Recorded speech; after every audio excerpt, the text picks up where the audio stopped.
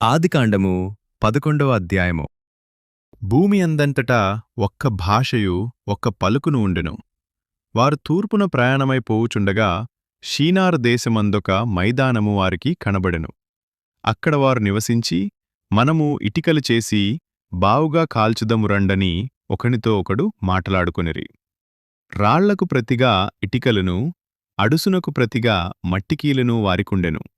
మరియు వారు, మనము భూమి అందంతట చెదిరిపోకుండా ఒక పట్టణమును ఆకాశమునంటు శిఖరముగల ఒక గోపురమును కట్టుకొని పేరు సంపాదించుకొందము రండని మాటలాడుకొనగా, యెహోవా నరుల కుమారులు కట్టిన పట్టణమును గోపురమును చూడదిగి వచ్చెను. అప్పుడు యెహోవా, ఇదిగో జనము ఒక్కటే, వారికందరికీ భాష ఒక్కటే, వారు ఈ పని ఆరంభించియున్నారు. ఇక మీదట వారు చేయదలచు ఏ పని అయినను చేయకుండా వారికి ఆటంకమేమియూ నుండదు.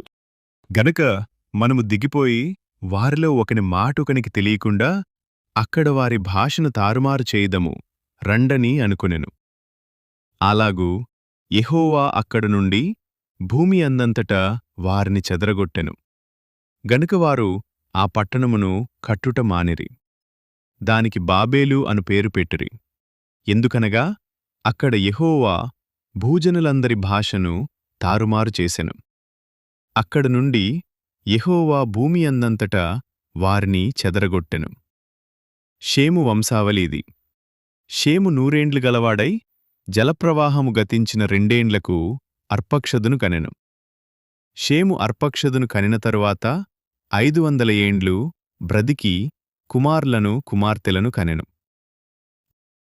అర్పక్షదు 35 ఏండ్లు బ్రతికి షేలహును కనెను.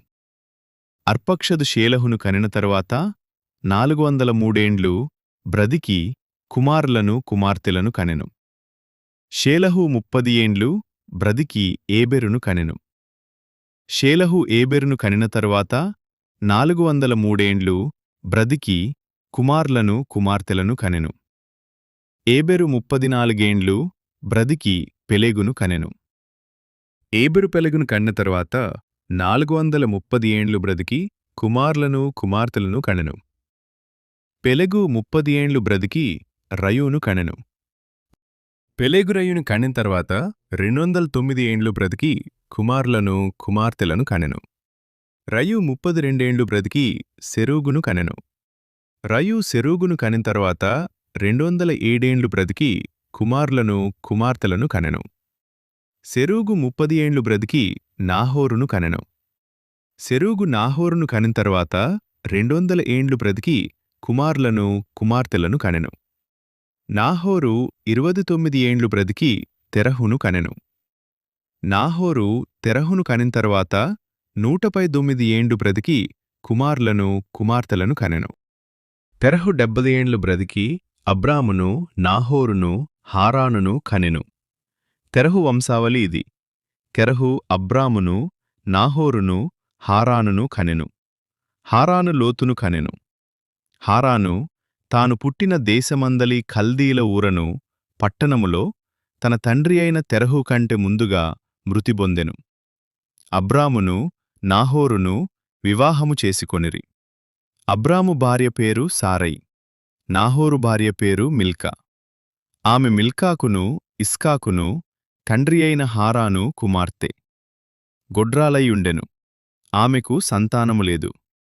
తెరహు తన కుమారుడగు అబ్రామును తన కుమారుని కుమారుడు అనగా హారాను కుమారుడగు లోతును తన కుమారుడగు అబ్రాము భార్యయైన సారై అను తన కోడలిని తీసుకొని కనానుకు వెళ్ళుటకు కల్దీల ఊరను పట్టణములో నుండి వారితో కూడా బయల్దేరి హారాను మట్టుకు వచ్చి అక్కడ నివసించిరి. కెరహు బ్రతికిన దినములు 205 ఏండ్లు. కెరహు హారానులో మృతి బొందెను.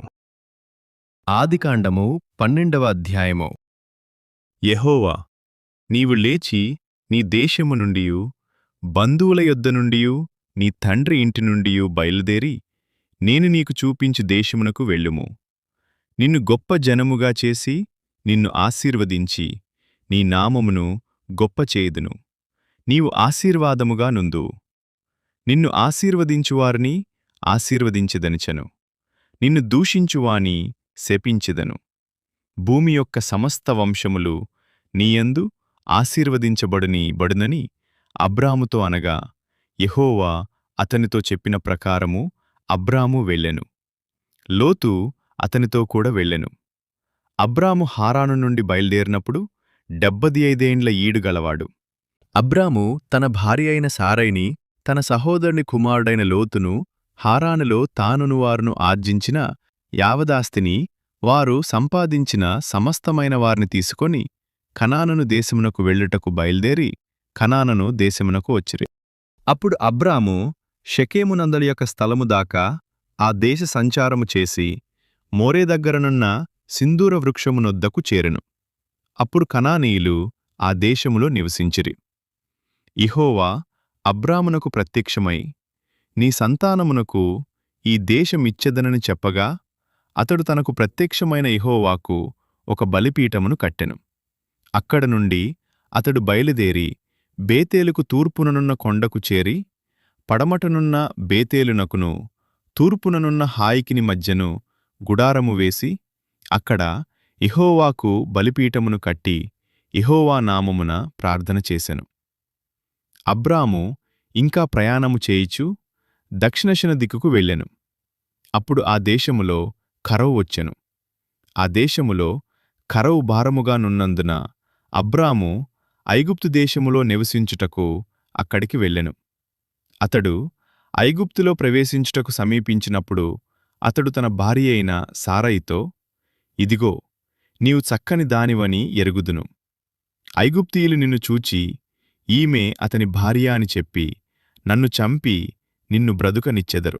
నీ వలన నాకు మేలు కలుగునట్లును నిన్ను బట్టి నేను బ్రతుకునట్లును నీవు నా సహోదరివని దయచేసి చెప్పుమనెను.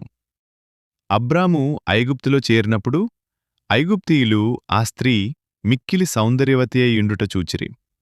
ఫరో యొక్క అధిపతులు ఆమెను చూచి ఫరో ఎదుట ఆమెను పొగడిరి గనుక ఆ స్త్రీ ఫరో ఇంటికి తేబడెను. అతడామెను బట్టి అబ్రామునకు మేలు చేసెను.